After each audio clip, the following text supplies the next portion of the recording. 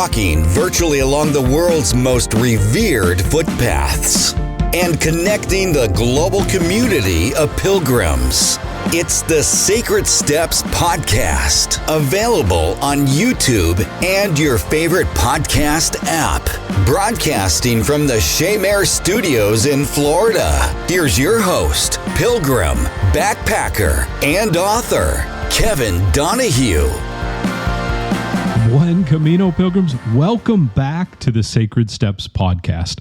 On this show, we're walking virtually alongside pilgrims and authors, connecting a community of pilgrims from across the globe. I'm your host, Kevin Donahue, pilgrim, backpacker, and author of Sacred Steps, a pilgrimage journal. In these back-to-back episodes, I'm sharing the stories of my recent pilgrimage walks in the UK. In the previous show, episode 5, I began by focusing on stories of my walk along England's historic Pilgrim's Way from London to Canterbury. In this episode, I'll be discussing 2 other routes from this trip: the English route of the Via Francigena from Canterbury to Dover, and the Pilgrim's Path across the parting North Sea to the Holy Island of Lindisfarne. If you're streaming on Apple Podcasts or your favorite streaming app, I'll be sharing some photos, maps, and scenes from these recent walks. If you're interested in seeing those, you may want to stream this episode on YouTube.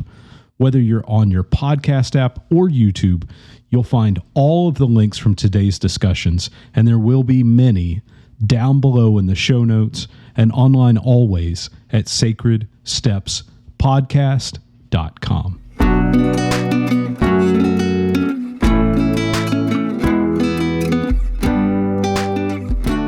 At the close of our last episode, I had just shared some of the story of receiving a pilgrimage blessing in Canterbury Cathedral, meeting a fellow pilgrim named Caroline, and in receiving the pilgrimage shell that had been passed to her by pilgrims before. The next morning, I packed my backpack, and I have to say, one of the things that I was extraordinarily grateful for throughout the UK was towel heaters. Are you familiar with these? Several of the inns that I stayed in had towel heaters. And while I'm really not that impressed in having warm towels, per se, I found the warming racks to be an absolute home run when it came to drying my hand-wash laundry. So, one little pilgrim tip: if you're hand-washing your clothes, the towel racks make drying your laundry so much easier. So, with my warm and dry laundry bundled in my backpack, I set off from Canterbury Cathedral Lodge for one last walk through the cathedral before starting my Via Francigena pilgrimage. The Via Francigena follows the 10th century walk of Archbishop Sigric from Canterbury to Rome. As the newly installed Archbishop, Sigric had to report to Rome to appear before the Pope to receive his appointment. Along the route, the route back from Rome, Sigric or his assistant made a recording of every stop along the way. This recording, in the 900s, became the historic route of the Via Francigena, which translates to the way through France, meaning the way through France to Rome. The route is traditionally measured at roughly 2,000 kilometers, beginning at the Canterbury Cathedral, where I was standing, and ending at St. Peter's Basilica in the Holy See in Rome. Normally, the route takes about 3 months of continuous walking to complete these 86 stages, crossing through England at Dover, a ferry transfer from Dover to Calais, France, on through France, across Switzerland, over the Alps, into Tuscany, and finally into the Holy See in Rome. With a family life and a regular career, it's really not my intention to walk the VF straight through, although that would be a really incredible experience one day. I intend to make a number of connected walks, with the English route from Canterbury to Dover being the first 2 of 86 sections that I hope to complete. If you're starting from Canterbury Cathedral, there is a small stone marker that is located on the south side of the cathedral, along the walkway that leads to the St. Michael Chapel entrance near the choir screen. This marker is the official starting point. It has the Via Francigena pilgrim and the inscription Via Francigena, Canterbury, Rome on the stone. You can find a photo of the stone on my Instagram, and actually you can probably find the same image on every pilgrim's Instagram as they're starting the Via Francigena. But I know that some have mentioned that it's difficult to locate, so there you go. From Canterbury Cathedral, it's quite simple to follow the signs towards two other historically significant Christian sites that comprise the Canterbury World Heritage Site, St. Augustine's Abbey and St. Martin's Church. And I'm just going to say it. It's a great idea to stop in a cafe in Canterbury and have a bacon buddy before the journey. I know I joked about that in our last episode, but in all seriousness, from Canterbury, my first day was to Shepherdswell. And there are a few places that you can stop for food and water, but I do think it's a good idea to grab some provisions, something you can carry with you in your backpack. An apple, a sandwich, some cheese, a bacon buddy, I'm just saying, just something to eat along the way in the event you don't find a cafe open in the afternoon. I filled both of my water bottles, and I chose to carry 1.5 liters of water because I wasn't quite certain what I was going to find along the way as far as water refills go. But in retrospect, you could do with half that much because there are ample opportunities to refill your water along the way. St. Augustine's Abbey is a beautiful ruin just outside of Canterbury Cathedral, and the English Heritage Group has done a really nice job in trying to tell what is an incredibly complicated story of the history of the site. Founded around the year 598, Augustine came to England at the bequest of Pope Gregory to convert the English to Christianity. Augustine landed in Kent at Ramsgate and set out to convert King Ethelbert, who was a pagan. Now, Augustine had a secret weapon, which was Ethelbert's wife, Queen Bertha, who was a French Christian Catholic. Bertha was married to Ethelbert on the condition that she be allowed to continue practicing Christianity. Ethelbert agreed to please his wife. He even built her a Christian church at Canterbury, and that church is now known as St. Martin's Church. In fact, the three sites together, Canterbury Cathedral, St. Augustine's Abbey, and St. Martin's Church, comprise the World Heritage Site, and the walk between them is known as St. Bertha's Trail. You'll find 14 bronze markers throughout Canterbury that help denote this short route. So Augustine comes to England. He petitions the king, and the king, having seen the impact of the Christian God manifested in his wife, Queen Bertha, converts to Christianity and converts fully. Ethelbert immediately gives over his pagan temple to Augustine and orders that a monastic church be constructed to be dedicated to St. Peter and St. Paul. And this is actually the site that becomes St. Augustine's Abbey. Work begins and the stone abbey is finally finished and consecrated almost 20 years later. It functions as a missionary school and a library and really one of the only significant Christian houses of learning in Kent for hundreds of years. In the late 10th century, Archbishop of Canterbury Dunstan converts the abbey to a Benedictine practice and adds the name of St. Augustine, its founder, to the abbey. From that day forward, the abbey is for all intents and purposes known by all as St. Augustine's Abbey. For the next period, England undergoes great secular upheaval with invasions and conflict, but each group spares and actually invests into St. Augustine's Abbey. The invading Danes spare relics found in Ramsgate and transport them to St. Augustine's, including the relics of St. Mildred. William the Conqueror and the Normans initially leave the Abbey completely intact, but later they come back to the Abbey and expand it. And they actually rebuild it in a more grand Norman style that they feel fitting this house of worship. The Abbey is expanded again and again as it begins to collect wealthy benefactors, adding gates and chapels and other facilities, which throughout this time has become the burial place of the Kentish kings and one of the most revered sites in its area far and wide. The papacy in Rome begins to take note of the holdings of St. Augustine's and levies taxes that nearly broke the coffers. So by the time St. Augustine's Abbey reaches into history and progresses to the early 1500s, and King Henry VIII institutes the English Reformation, the Abbey was said to be in quite a state of actual disrepair. The crown takes possession of St. Augustine's, converting it to a vacation home and land holding, parting out some of the stone towards work in other buildings and development.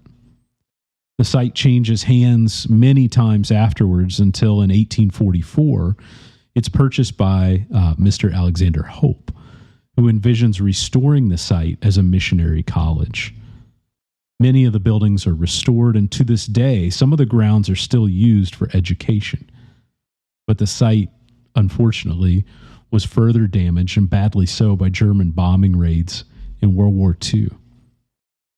Today, the site exists as a ruin, but I found it to be wonderfully laid out and presented.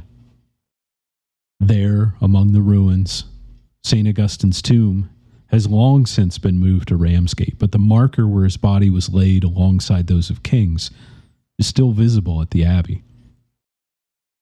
As I stood at the ruins of St. Augustine's, I was struck by how each generation had invested in the Abbey for the veneration of the saints and the glory of God. This was a place that was built layer upon layer by men with very little in common. They didn't speak same languages. They didn't have the same values in terms of how faith should be worshiped or celebrated. Yet brick upon brick upon brick, they built this place. And then, in the historical blink of an eye, it was taken away by the English Reformation. All that had been celebrated in this place for nearly 1,000 years ceased. And I truly cannot imagine what that would have been like for the monks who were evicted from the Abbey by Henry VIII. Your devotion, your entire life's work, and the practice of your faith ceased. And not just to these devoted monks, but across the entire land. Common people, lay people, priests, people of faith, the veneration of saints, the practice of religion, pilgrimage, all of it forbidden. I stayed longer than I had planned at the Abbey. I chose this place to recite once again the prayers I carried in my backpack that day, and as a place where surely God had heard many, many sincere voices for more than a millennium. A few steps closer to Rome, just down the street, is Queen Bertha's once private chapel, the oldest site of English-speaking worship in the Christian world, St. Martin's Church. Church is dedicated to St. Martin of Tours, who is the patron saint of Bertha's hometown. St. Augustine uses the church as his mission headquarters while the abbey is being built. It is in this church that King Ethelbert would be baptized, and essentially, English Christian faith takes hold. The church was locked when I arrived, and With miles to go, I chose not to wait. Rather, I turned east and continued my journey on the Via Francigena. Once you leave Canterbury on the VF, you quickly return to the pasture lands and fields of Kent. And it's just a lovely walk, and much of it just feels like you're in the open countryside. Although in truth, you're never completely away from the motorways or the high-speed train tracks. So if you find you cannot continue part of your journey, or you run into some weather, or maybe it's a bit further than you anticipated, or you need to take the train in order to reach your accommodations, it's easy enough to jump on or off the VF at most points between Canterbury and Dover. I walked on to Shepherdswell, which is a somewhat plain town with just enough available to restock and replenish. There's a nice little grocery, a town church. I actually stayed in a converted church that's now an Airbnb. Which reminds me, for a full list of all the facilities and infrastructure along the Via Francigena, I highly recommend joining the Confraternity of Pilgrims to Rome, the CFR. Not only is the group dedicated to supporting pilgrims, their Facebook groups and newsletters often have much of the most up-to-date information available. I'll also mention that my friend, American author Sandy Brown.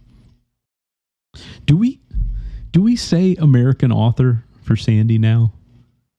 I think he's now living part-time or full-time along the VF route in Italy. So, yes, he's an expat. Either way, American and or American expat Sandy Brown has updated guidebooks for the VF published, but his guide for the English and French routes will not be available until sometime in 2022 or 2023, most likely. So the Confraternity of Pilgrims to Rome remains really one of the best resources for pilgrims. I'll link all of those just mentioned down below in the show notes so that you can find those resources for the Via Francigena. From Shepherdswell, it's really just a short morning's walk to Dover and the ferries that would carry one normally across the English Channel to France. Some people choose to walk directly from Canterbury to Dover. I think that's maybe 32 kilometers or just around 20 miles of walking. Regardless, that was further than I wanted to walk at once. And I think Shepherdswell is the perfect spot to break up the day, if you so choose. Walking towards Dover, there are some lovely little villages. Coldred is one with a beautiful church and cemetery yard. But I didn't find this second section to have much in terms of infrastructure or support. So get your coffee in Shepherdswell, get your bacon buddy, refill your water, and it's onward to Dover. I was posting my progress and my journey on Facebook and sharing some images on Instagram as I was walking. And a fellow pilgrim, Kevin Considine, who was actually on the podcast in season 1, and Kevin and I have connected a few times in some video calls as he's traveling the world. Kevin reached out to me and he sent me a note, and he basically said, don't skip climbing the cliffs of Dover. And if you get the time, St. Margaret. Now, I hadn't initially planned to walk the cliffs, but a few things kind of came together here. First, I was planning my Via Francigena. Walkers were forbidden from taking the ferries to Calais because of COVID. And let me just say, this makes no sense to me whatsoever, but essentially you had a circumstance where if you were a cyclist riding a bike, you could take the ferry. If you were in a car, any number of people in a car, you could take the ferry. If you were a truck driver, a bus driver, etc., everyone can take the ferry except for that guy with the backpack. Somehow that helped stem the tide of COVID, I presume. Maybe not. But as I was planning, walkers were forbidden from taking the ferry to Calais because of COVID. So I was going to need to end my VF at Dover. And that was my plan all along. Now, the ferry rules have changed again, and pilgrims and foot passengers can now buy ferry tickets to Calais. So foot passengers, pilgrims, the same boarding as cyclists or vehicles. You don't need to cut your route short if you're planning to walk now, but that was my circumstance and my plan. So getting into Dover, the weather had been fairly blah, overcast and some rain and some wind, just not the type of day where you're going to take in the landscape. But as I was into Dover, it was just the most stunning afternoon. The bluest skies, brightest sunshine dancing on the water, a nice breeze instead of this howling wind. And this was my Kevin Considine sign. He had pushed me to walk the cliffs. I couldn't go any further to France. It was this gorgeous day, so I took his advice and I decided to walk the cliffs of Dover. The conversation continues momentarily. For information and links from the show, visit sacredstepspodcast.com. Know someone considering pilgrimage? Share this episode as a text from your device. Thank you for listening. To support the show, please leave a star rating in your podcast app. And now, the Sacred Steps Podcast continues. Now, if I'm being completely honest, I've got my backpack and I'm walking up the cliffs. And it's a bit of an incline, right? You're walking up cliffs. My pack has my clothes and my journals, some video gear and camera gear and audio gear and microphones for recording on the podcast. And I start to say to myself, I sure hope Kevin Considine knows what the heck he's talking about, because I was starting to get that nice muscle burn that comes from walking up a 3-mile cliff, right? So I get to the top of the cliffs and I enter the Cliffs of Dover Park area. I make my way to the very first observation area, and it's just the most beautiful scene. It's postcard beautiful. As you're looking northeast, it's just breathtaking. And that's a caveat, because if you look right or to the southeast, it's the working port of Dover, which is fairly interesting with the ships and traffic and logistics, but not picturesque. But to the northeast, as I was looking out on the cliffs and the water, gorgeous. And I take my pictures and I take a little video and I sit down and I enjoy it. I walk a little further along the cliffs and I come to area after area where it's just like a painting. Painfully, breathtakingly beautiful. The birds are soaring off the updrafts and the sun is making the shallow tides just this icy blue. And it was probably one of the most beautiful places I've ever been in all of England. And I was sitting there and I was thinking to myself, I was going to skip this. I almost, really and truly almost missed out on this. So thank you, Kevin Considine, because I don't think I would have walked the cliffs without you pushing it, buddy. But I'm sitting there and I start to think to myself, what else am I missing? What else am I missing in life? And not just missing, but consciously and purposefully skipping in my own life. If I was going to miss this, the most beautiful vista I had seen in all of England, and really, maybe the most beautiful place I've stopped to reflect in years with COVID and everything that's made travel so challenging. If I was going to skip this, what was I skipping in my own life? And I took out my journal and I just started writing. And I just started crying because I was making this list of things that I had consciously chosen to skip.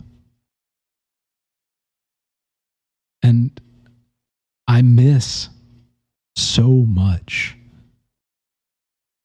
And I mean, you have to, right? You have to make conscious choices on the things you can make time for and things that are just differing priorities. But, gosh, I hope I'm making the right choices in terms of the things that I'm doing in my life and the people that I'm making time for and the people that I don't always make time for. And the way I prioritize what I view as important. I sat there for a while and I had a moment. And I don't know if this happens in your life. It doesn't happen often in mine. Or maybe it doesn't happen often enough. But I'm really grateful that I had the opportunity to do that. It's amazing when you're sitting in a place and you can look out across forever. Just the ocean and the sun, the birds and the wind. And here's the thing. I finally saw something that was within.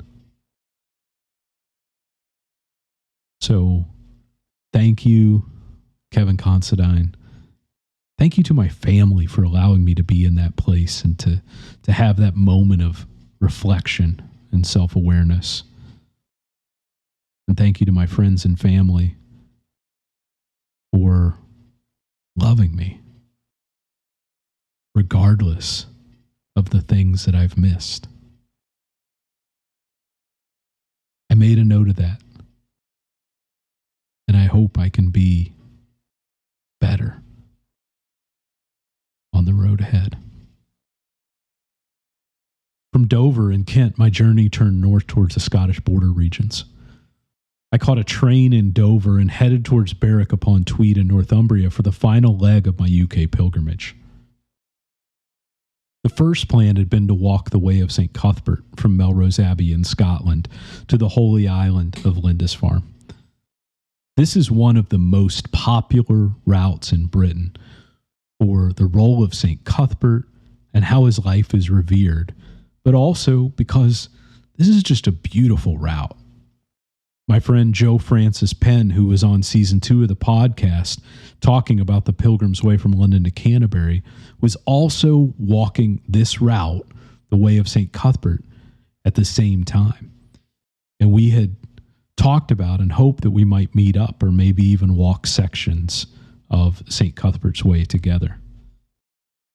The timing didn't quite work for meeting Joe or for walking the entirety of the route, mainly because I would need to be back in London for COVID testing so that I could travel back to the States. So I basically had a day and a half left of walking time. And having sat there thinking of all the things I might miss, I didn't want to miss Lindisfarne. I didn't want to miss walking to Holy Island, so I boarded the train in Dover and I made my way to Northumbria. Berwick, Northumbria, the Scottish border regions, these are areas that are, shall we say, less temperate parts of the UK.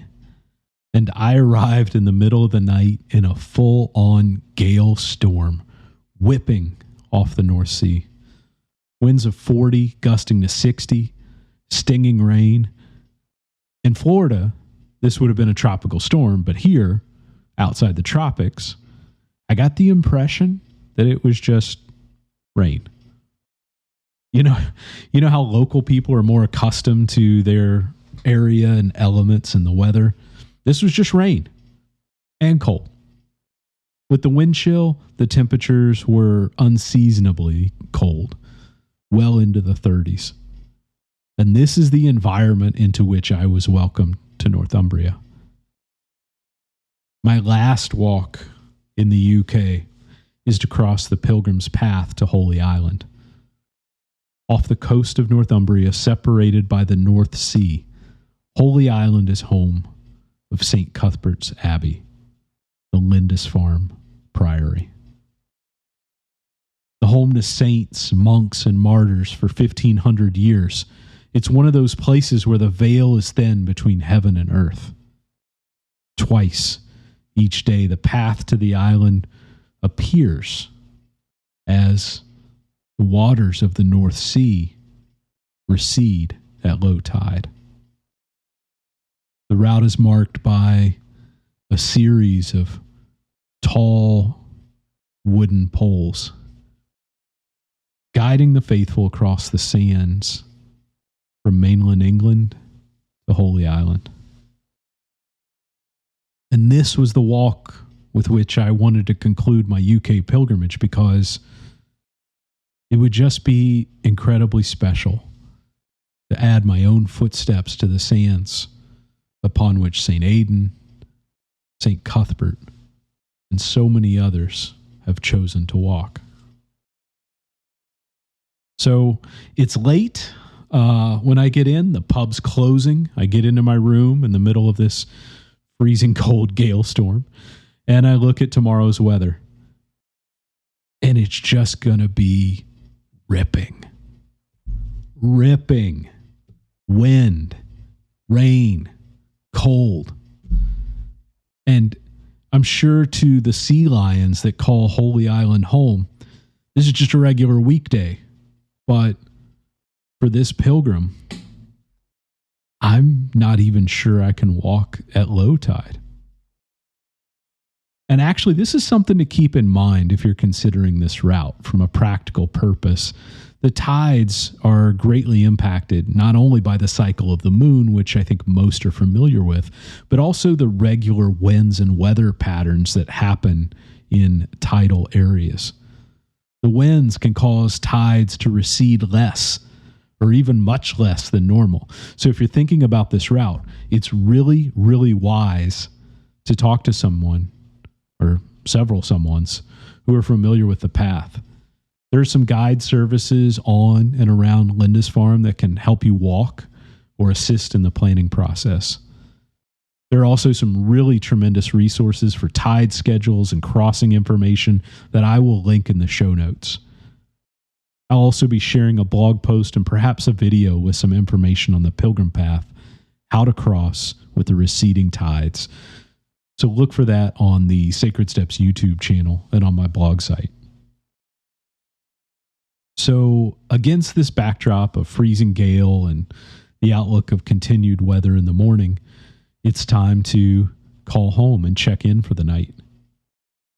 Marin and I discussed the weather and my plan to set out just before dawn because of the tide schedules, and whether or not I'm even going to be able to walk at all. And for all the months of detailed planning, and really now the years that have gone into these routes since 2019 and COVID, here I am, and it is not certain at all that I can even walk the path. If I can't walk, there's going to be a taxi available or a ride from a local so that I can visit the Lindisfarne Priory. But walking the sands, that's why I'm here. And I'm afraid I won't be able to do it at all. And Marin says something that becomes so incredibly profound and just resonates with me like lightning. And if I'm being honest, I'm not even sure that these are her exact words.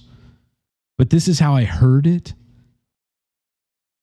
And this is how it put steel into my resolve. I remember it as her saying, "I'm sure you will unless you can't." I'm sure you will unless you can't. That statement, and it may have just come in a comment in passing, something that a spouse says to maybe just reassure the other. But that statement, "I'm sure you will unless you can't," said so much to me about the confidence she has in me and the manner in which she perceives my determination. And she's going to bed in the United States, and she won't know what's happened until 6 or 7 hours afterwards. And here I am in the middle of this gale storm, thinking I probably can't do this. And I'm going to miss out. And she says, like a bolt of lightning, "I'm sure you will unless you can't." The next morning, I was sure that I would unless I can't. I dress for the weather. I don my backpack for one last walk in the UK, and I set out into the wind and the darkness of pre-dawn. And then as I walk east towards the North Sea, the wind is blowing nicely directly from the east or northeast, right in my eyes, just like it was forecasted. And it is cold, but I knew it was going to be cold. The rain seems to be holding off a bit more for now, and it's better than what I had expected. So I'm making my way with my headlamp along the roadside. I've got a 45-minute walk or so from the inn to the coastline, and little by little, pre-dawn starts to give way to morning. Past the farms of Northumbria, I reach the coastline and the causeway to Holy Island. It's windier here on the shore without the benefit of the hills and the fields shielding me from some of the biting cold. And I look out across the water, and it's almost fully receded. And there's just that sliver of water covering the sands. Do you know what that looks like? Just the smallest amount of water on the sand. And the sun is just now coming up on the horizon. And that light is reflecting in that water. And that light, that reflection, that's the path. That's the way I'm supposed to be walking, right into that sunrise. And I can see it. Holy Island. Just cast in shadow with the rising sun behind it. I take a few pictures and then I sit down. Then on the side of the road, I take off my shoes and my socks, and I tie my shoes on my backpack. And then I pull my pants legs up to the knee. And I hear that voice in my head. I hear those words that she said, "I'm sure you will unless you can't." And then, wind and cold and gales be damned, I'm doing this. The first 2 steps into the North Sea are biting cold. The water temperature is in the 50s, which would be wetsuit weather if I were a diver.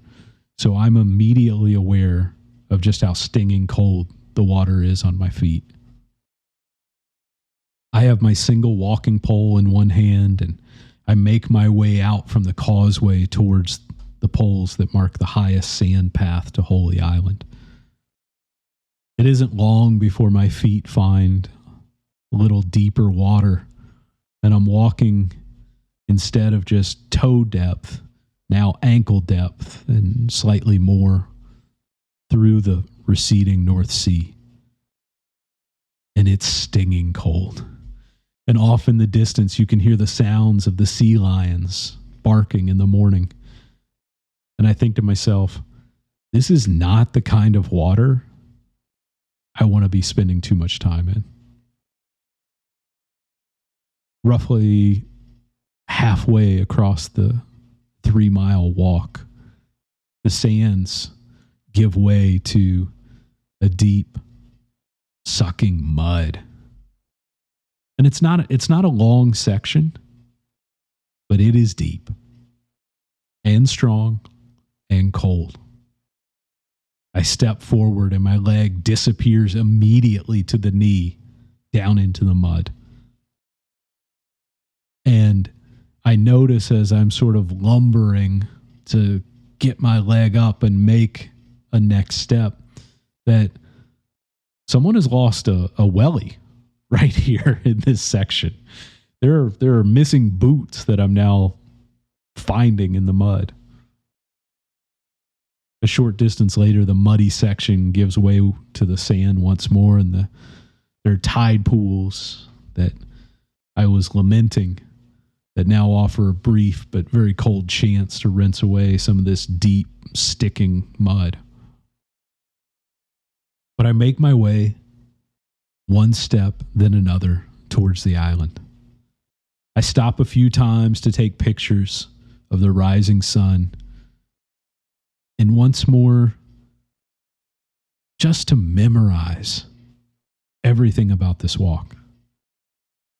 The sun dancing off the water, the birds following the sea breeze, the smell of the saltwater air, the feel of the wooden waymarkers as I reach out to them. My destination was still just a short distance ahead. But this moment, this is what I had come here for, and this is what I would remember most. I turn around and I look at how far I've come. I just memorized every sensation. And I stood there and I just let the quiet come. This was the journey, not the arrival or the destination. This moment and the moments where I had chosen to be present enough to appreciate that this was pilgrimage. I opened my eyes and I set out for the rest of my journey to Holy Island. And as special as my time spent on Holy Island was, I don't think it compared in any way to that walk. Just 5 miles in total. The day's short walk will stay with me for the rest of my life. And I'm not sure that anyone else would ever have exactly that same experience that I did. But that walk, that'll always be special to me. One of my most special. Holy Island is home to the Lindisfarne Priory, one of the most important, maybe the most important homes of Christian teaching in all of England. Founded in 634 by St. Aidan, a Celt from Iona, Ireland, Lindisfarne becomes the center for religious evangelism and conversion for all of northern England. And its future bishop, St. Cuthbert, joins the priory and becomes the driving force behind it, moving the practices from Irish traditions to more traditional Roman Catholic style of teaching that would establish the church as a unifying force among the fragmented tribes of Northumbria. The priory becomes a Christian center for learning and education, with the monks created gilded manuscripts and the Lindisfarne Gospels, a gilded account of the Gospels of Jesus, meticulously drawn and lavishly decorated with ornate carpet pages dedicated to the various iconography of the Gospels and the symbols of Christian crosses. I wanted to understand the impact of St. Aidan and St. Cuthbert, so I joined Chris Hudson's Lindisfarne Tales for a 1-hour walking history tour of the island that I found really insightful. I also sat down with Chris to talk about Holy Island and the legacy of its saints. Chris Hudson, good morning. Good morning. It's so great to have you here and to be on Holy Island with you, learning a little bit more about the island itself. From its resident monk and storyteller. Resident fake monk and storyteller. I am definitely not of the monkish persuasion, though I admire. Well, if you're not familiar with Chris Hudson and Lindisfarne Tales, we'll link his Facebook page down below in the show notes, as well as the group for Holy Island for those who are interested in visiting. We're out today at Pilgrim's Coffee.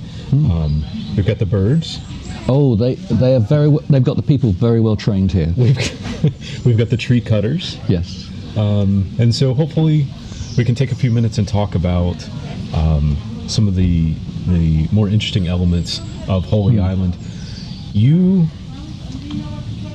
spend time with visitors in your, as you say, fake monk attire, but you talk about the real history of the island. And I wonder if you would just tell us a little bit about maybe what drew you to this storytelling project on Lindisfarne. Right, this is a personal ambition. I've been wanting to do this for many, many years. I've been fascinated by the stories of the Northern Saints, people like Oswald, Aidan, Cuthbert, and I've been doing a lot of work in primary schools, that's state schools, sharing not just Bible stories, which is the other thing I used to be doing, but sharing the tales of how these people impacted on our history, on our national history, our faith history. And the kids are fascinated in it. Well, as you might know, we had this global pandemic thing. Yes, I've heard about that. And the Holy Island Church of England parish has been really, really struggling. Basically, they've been running out of money because they actually rely on an awful lot of the tourist donations to actually get by. And of course, there haven't been any tourists for 18 months or so. So I just had this mad moment of actually I could do this storytelling on site in the actual place where so many of these things happened. And the archaeology that's being practiced on this island has been digging up some fascinating remains. So I thought, okay, let's tie it all together. Let's run a walking tour that's fun, that educates, that informs, and raises money with donations. And I've done the tour, Lindisfarne Tales, about 30 times now through the summer, and it's raised thousands of pounds. People are genuinely interested and delighted to hear about, if you like, how Britain came to be Britain. Yes. In the very, very early days. You mentioned some of the saints, and Lindisfarne Priory obviously is so well known, but people are still discovering that faith journey here in the UK. Visiting Holy Island is a big part of that for many people. Yeah, it is a real pilgrimage site. Well, it's been for about 1400 years. Pilgrims have come here to pray, to ask questions, to bring their sadnesses. And I think there's sometimes a legacy of prayer, maybe a legacy of yearning that builds up in a place. You can get that in other holy places. So when visitors come here just for a day out, they might just want to come to the beach. They still sense there's a something. And yes, the scenery is beautiful, you can hear the seals and all that kind of thing. But there is a something else. Spiritual vibrations, that sounds very new agey or woo-woo. But there is that prayerfulness still there, that yearning. The echoes of the prayers that have been said here for 1,500 years by pilgrims and saints and martyrs led a bit of a conversation I had with English author Jo Frances Penn. She said, Lindisfarne strikes me as a place where the veil is thin between heaven and earth. The thin place, yes. We do have these thin places. Actually, there's a few dotted up and down, especially this Northumbrian coastline. There's one a bit further away called Beadnell, where another saint, she built a small church. And when you go there, you sense that you are very close to something profound. For all intents and purposes, Britain as we know it, England as we know it, was somewhat born in this place. Yes. If we go back to after the time the Romans left, there was chaos. Lots of small kingdoms, ethnic groups, tribes, call it what you like, tearing each other to bits.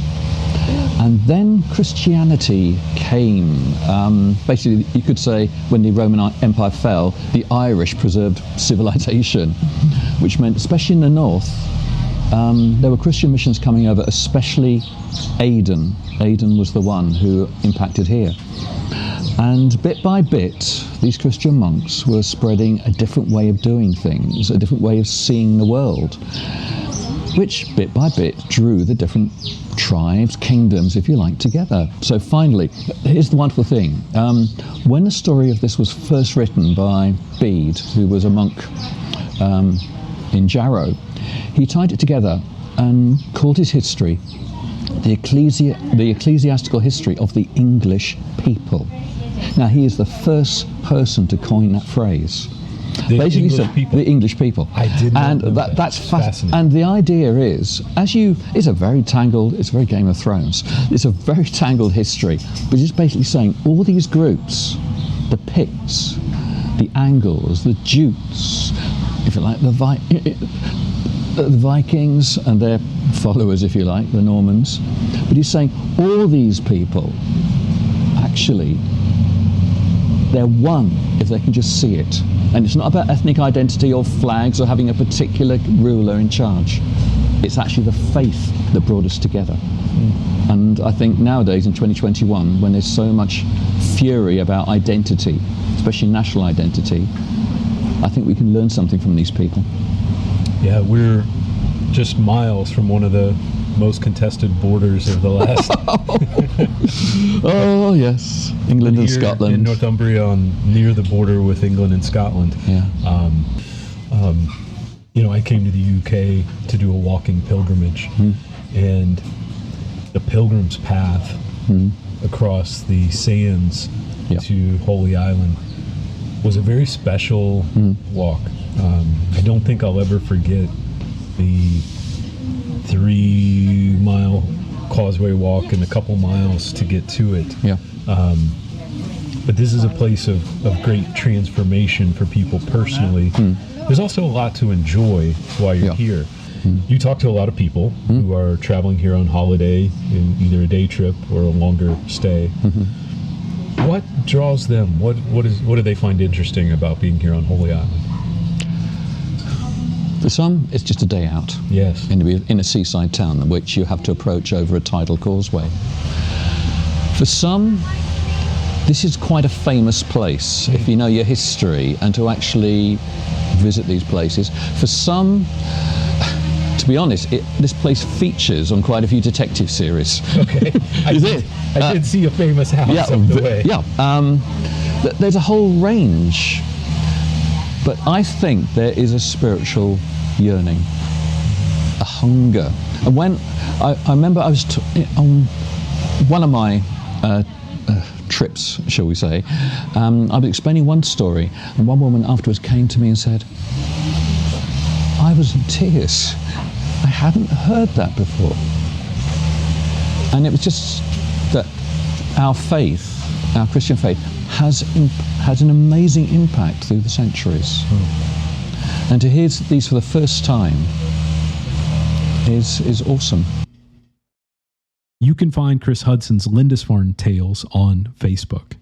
The schedule is posted there, and I'll link it in the show notes below. His walks begin in the market center. As Chris says, just listen for the drumming of the fake monk. If you're visiting Holy Island, definitely suggest you walk with Chris Hudson. But let me also suggest that you stay overnight. I enjoyed the hospitality and exceptional food of the Crown and Anchor. Highly recommended. The island has a bustling daily tourist culture. But once the tide returns and all the tourists leave the island, the solitude of this place is truly magical. My UK pilgrimage was drawing to an end, and so I was headed back to where it all began, in London. My last stop was one I've made many times and recommend to everyone, the Shrine of St. Edward at Westminster Abbey. It is truly the most grand of all the English cathedrals, and no visit to England is complete without a trip to Westminster. So it was here, in England's finest church, where I laid down the prayers that had been shared with me. I prayed them one last time and placed 71 prayers into my journal, alongside my most personal thoughts and my most treasured moments of pilgrimage. This trip is the culmination of years of planning and preparation. I probably spent hundreds of hours reading blogs and journals and guidebooks, piecing together my routes and stops and the elements of my journey that would be most important to me.